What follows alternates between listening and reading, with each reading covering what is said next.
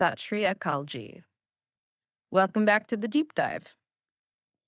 We all chase happiness, right? Often thinking it's tied to what we get or achieve. But what if real lasting joy isn't about gaining, but actually about letting go? Today, we're exploring some really profound insights from Guru Tegh Bahadur Ji. His timeless wisdom, well, it still guides us. We're focusing on one particular couplet that offers a, let's say, surprisingly direct path to that kind of enduring peace. That's exactly right. Today's deep dive is really about understanding something crucial. It's how actively detaching ourselves from negative mindsets isn't just, a nice idea. It's actually the key, the very key to unlocking a life that's truly blessed and wise. It's kind of a radical call, really, to rethink success, not as stuff outside us, but as an internal state. Yeah. Absolutely. So, the mission for you today, our central question is this: how do we cultivate that sort of evergreen joy and peace, the kind that sticks around no matter what life throws at us? How do we do that by releasing the things that are truly holding us back? Okay, let's unpack this. We're going to look closely at a specific couplet. It's a beautiful piece of wisdom from Guru Tegh Bahadur Ji, and I really want you to listen to how powerful, how lively these words sound in their original form. This specific recitation is by A.P. Singh from Sikh Dharamsal. He just brings the words to life, doesn't he? Listen to this. ਜੇ ਵਿਖਿਆ ਸਗਲੀ ਤਜੀ ਨਿਉ ਭੇਖ ਬੈਰਾਗ ਕਹੋ ਨਾਨਕ ਸੁਨ ਰੇ ਮਨਾ ਤੇ ਨਰ ਮਾਥੇ ਭਾਗ Wow. Just hearing it like that, it's powerful. And hey, if you're appreciating this journey, this learning, do give us a like, subscribe, maybe hit that bell icon. It helps us keep going. It really is powerful. And what's so insightful is the clarity of the message in that couplet. Basically, in simple terms, it means, oh, my mind being detached from all vices and by vices, thinking negative mindsets, and being devoted to the creator. Well, that is truly blessed and wise. Now, when we say vices or negative mindsets here, what are we really talking about? We mean qualities like anger, jealousy, fear, things like that. They're described as poison-like qualities. It's a strong term, right? Because they actively block our connection to inner peace, like static on a radio, interfering with the signal. Letting go of these, that's what leads you to being truly blessed, which means, consistent peace, real joy, and evergreen happiness. It doesn't just disappear when things get tough. And it's not about like running away from the world. It's about changing how we engage with it internally. Okay, that makes a lot of sense. But here's something I think about. In our world today, it's often so competitive. How do you practically tell the difference between, say, healthy ambition and that poison like jealousy?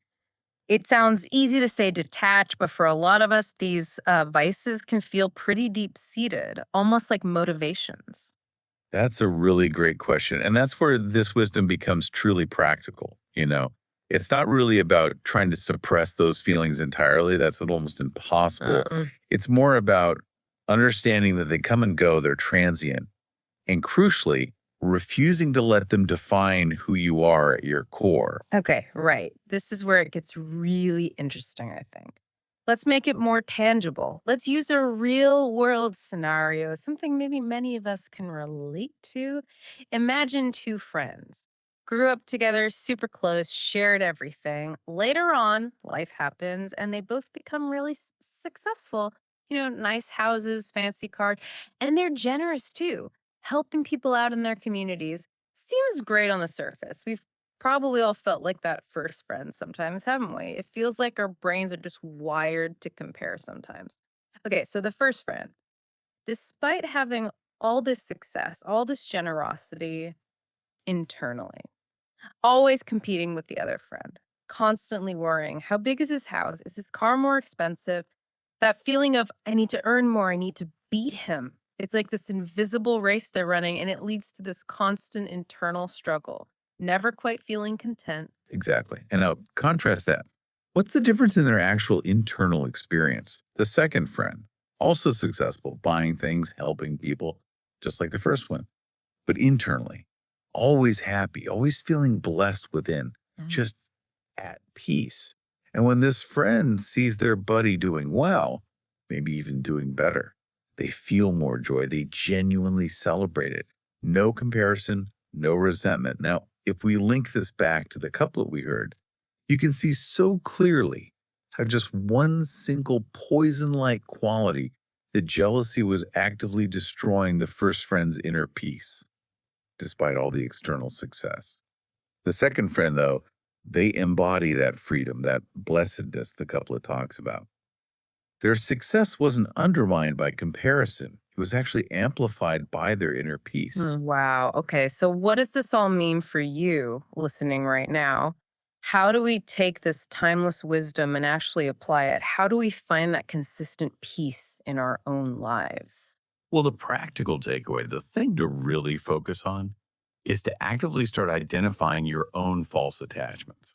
What are those negative mindsets, like the jealousy in our example, but it could be anger, fear, resentment, whatever it is for you. Once you can actually see them, you can consciously start working to break them down gently, persistently. Remember, this isn't about giving up your goals or stopping achieving things. Not at all. It's about shifting your internal landscape, moving towards peace, towards true contentment, no matter what's happening on the outside. And this naturally brings up a really important question for self reflection. What stands out for you in your own life? What might be holding you back from that peace? Is there some seemingly small internal struggle that's actually draining a lot of your joy? That's powerful. So, before we wrap up this deep dive, maybe take just a moment. Consider these questions for yourself. Am I generally competing with others or am I celebrating them? When feelings like anger or jealousy come up, do I tend to feed them or do I try to free myself from them? And honestly, ask yourself, can I be truly happy seeing someone else succeed, maybe even more than me? Some things to think about there. And if you found value in this deep dive, if you want to keep learning with us, please do like, subscribe, and maybe hit that bell icon. It really helps us continue these conversations. Sashri Akalji,